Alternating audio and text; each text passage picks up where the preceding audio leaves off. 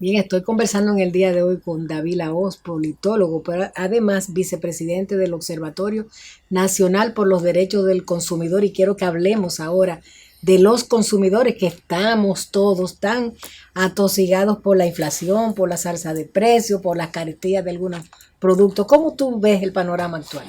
Yo pienso que la política del gobierno es un fracaso en términos de consumo, porque nosotros tenemos una planta productiva muy buena, pero sobre la cual el gobierno no ha sabido manejar la situación. Por ejemplo, en esta semana se dijo que hay un desencaje que se iba a tirar al público de unos 94.000 millones. Luego de que se anunció eso la semana pasada, en la presente semana se dijo que antes de que el dinero llegara a los bancos, ya el grupito de siempre se había agenciado ese dinero. Entonces yo pensé inmediatamente en los productores de cebolla del Valle de San Juan, pensé en los arroceros que están teniendo dificultades, Y en que los, se van a grabar cuando entre lo del DR ahí Casta. voy, entonces en los productores de ciclo corto del Valle de Constanza y de Jarabacoa, que están a gritos pidiendo que vayan en auxilio de ellos. Entonces, si se iba a hacer un desencaje y se iba a poner un dinero en manos eh, para tratar de dinamizar la economía, debió hacerse de una forma más democrática y no de una forma oligárquica, y concentrar el crédito en las mismas manos de siempre. Entonces, ese tipo de política equivocada entonces se refleja en un proceso inflacionario que la gente está sintiendo. Hay una carestía, hay una situación insostenible para los consumidores en la actualidad.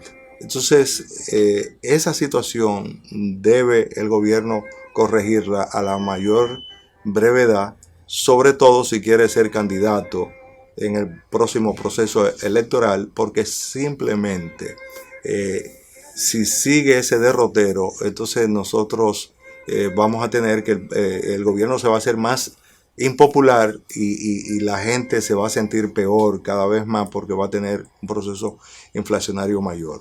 Esto sin hablar de que los productores merecen protección, porque hacia 2025 viene la aplicación ya directa y sin aranceles del DR-CAFTA. Entonces el gobierno ha debido, desde sus inicios, ir preparando a los productores nacionales para que enfrenten esa realidad, y no lo ha hecho.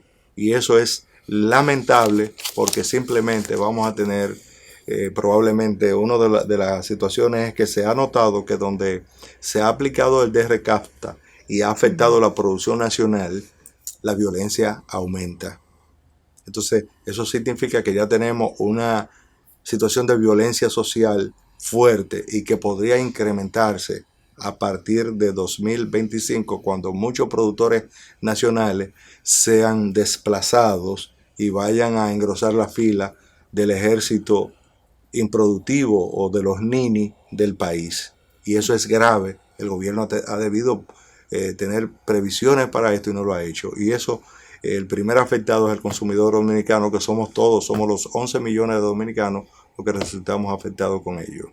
¿Qué me dice de los programas que ustedes están teniendo promoviendo la ley de etiquetado en el país? Bueno, en OMPECO, en Fundecon y otras organizaciones de consumidores estamos tratando de hacer lobby en el Congreso Nacional ante el gobierno y ante la opinión pública para que el país posea una ley de etiquetado, que de hecho es una obligación del DR-CAFTA. O sea, el DR-CAFTA, Oh, yeah. esa va a ser una situación de que probablemente muchos productos nacionales deban salir del mercado, porque con la aplicación del DR-CAFTA tienen que tener etiquetado. Wow.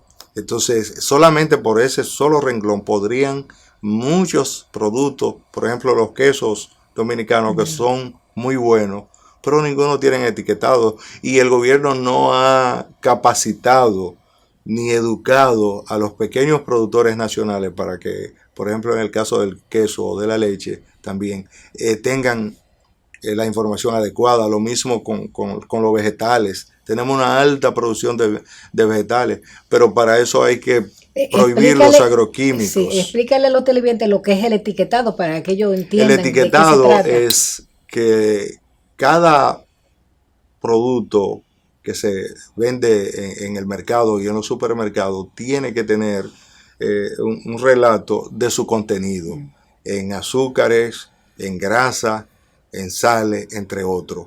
Eso es en cuanto a volumen, a cantidad y a peso. Y nosotros, los productores dominicanos, tenemos dificultades con eso, porque cuando usted entra a un supermercado, usted encuentra productos que están medidos en gramos, otros están vendidos en libras y otros están en kilos. Y entonces hay una distorsión que al final el consumidor resulta lesionado. Pero ¿qué sucede cuando entra el DRCAFTA y puedan entrar países que sí tienen etiquetado?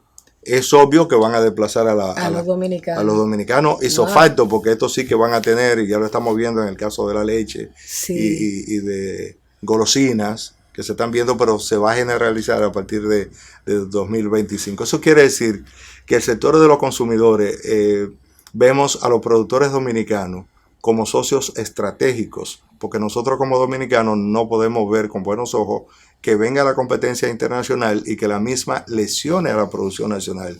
Queremos que la producción nacional siga, pero el gobierno tiene que capacitar y hacer lo necesario por educar al productor dominicano sobre la higiene. Por ejemplo, las vacas dominicanas, ¿dónde toman agua? ¿Cada qué tiempo la ve un veterinario? Esos son elementos que ya... ¿Qué enfermedades tienen? Sí, entonces si usted desea exportar, inmediatamente se le hace un análisis a esa carne, a esa leche, a esos productos, y se le encuentran químicos, bacterias o parásitos. Ese producto no va a poder salir del territorio dominicano, pero tampoco va a competir, porque es que entonces en Centroamérica, sin hablar de Estados Unidos, ya tienen la capacidad de producir con mayor calidad que nuestros productores y a un precio hasta 50 veces más económico que como lo hace el productor dominicano, que es el tema que a todos nos hace cruzar los dedos del arroz. O sea, Costa Rica y otros países son capaces de producir arroz de mucha mejor calidad que la nuestra y a un precio 50% menor. Entonces, el gobierno no debería estar dejando a su suerte al productor dominicano, porque en una primera etapa el consumidor se beneficiaría de eso, pero en una segunda etapa podría ser que cuando esta gente cope el mercado, entonces imponga precios de monopolio y vamos a tener elevado el desempleo y la improductividad en el país. La única solución podría ser que el nacional se vea obligado a vender sus tierras a extranjeros y que entonces pasaríamos a ser extranjeros dentro de nuestro propio país, y eso es grave. O sea, un gobierno responsable, un gobierno nacional tiene que evitar eso, y por eso nosotros aprovechamos este programa y siempre lo decimos, de que por favor el gobierno se ocupe del tema del DRCAFTA, porque la propuesta de que se puede conseguir una nueva gracia, nosotros la vemos muy difícil porque nos han dado una gracia de 20 años. ¿Y qué queremos? ¿Otros 20 años? O sea, como que no es práctica esa propuesta. Es que nos pongamos a trabajar, que el dominicano es muy dinámico y cuando se propone algo lo consigue, que el gobierno respalde a nuestros productores, que los eduque y que podamos entonces competir en peso, volumen, calidad y contenido de todos los productos. Entonces el etiquetado busca eso. Y en eso andamos. Y lo otro es la ley de agua. La ley de agua, que es crucial en este momento por el cambio climático. Cada vez el agua se va a volver más inexistente para todos los seres humanos. Entonces, en lugar de proteger nuestras cuencas, en lugar de proteger nuestras aguas, en lugar de tener medidas más eficientes para economizar agua, lo que estamos hablando es de privatizar.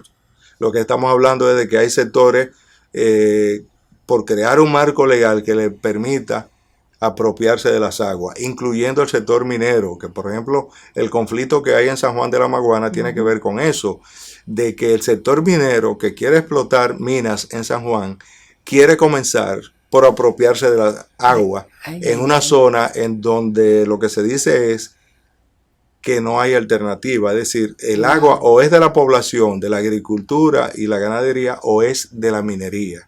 Ay, Dios, porque no es suficiente para que todos los sectores puedan emplearla. Entonces hay propuestas que son, por ejemplo, a San Juan se les ha dicho que le van a dejar el agua lluvia gratis. El agua lluvia gratis en una zona que llueve, donde no llueve. Donde no llueve. O sea, se trata de cuestiones que así no podemos.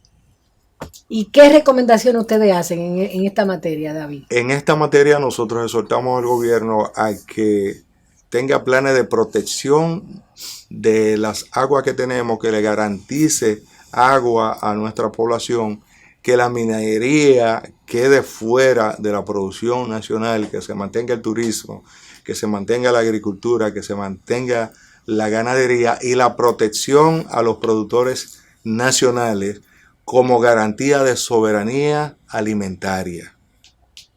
Porque de eso se trata. Los países están luchando por poseer no solo seguridad alimentaria, no solo abastecimiento del mercado, sino la capacidad de producir. Y esto es agobiante en el momento en que hay una situación de guerra internacional y que somos una isla, y si en algún momento se complica la situación internacional, nosotros vamos a tener que producir nuestros propios alimentos y arreglárnoslas como podamos con lo que producimos aquí, sin poder contar con lo del extranjero, porque habría una situación en que sería imposible tal cosa.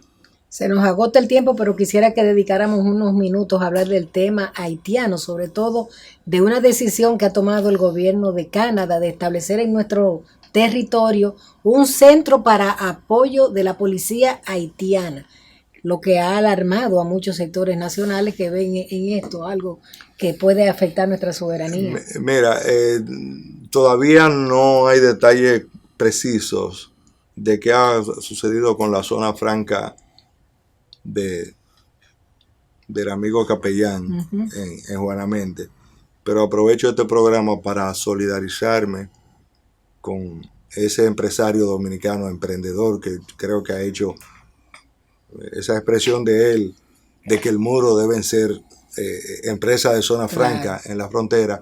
Yo creo que es más acuciante que nunca, y pedimos al gobierno que lo respalde, que le dé garantía de que puede seguir operando, que se creen otras empresas, porque ese es el camino.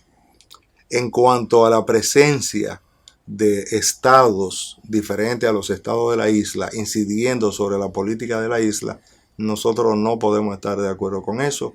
Si los canadienses quieren ayudar a Haití, que lo hagan desde el territorio haitiano, nunca desde el territorio dominicano, y al gobierno dominicano que ejerza el control de todo Estado-nación, que tiene que tener control sobre su población, sobre su territorio y sobre su gobierno. Y la soberanía implica en que ningún otro gobierno puede venir a hacer cosas dentro de nuestro territorio.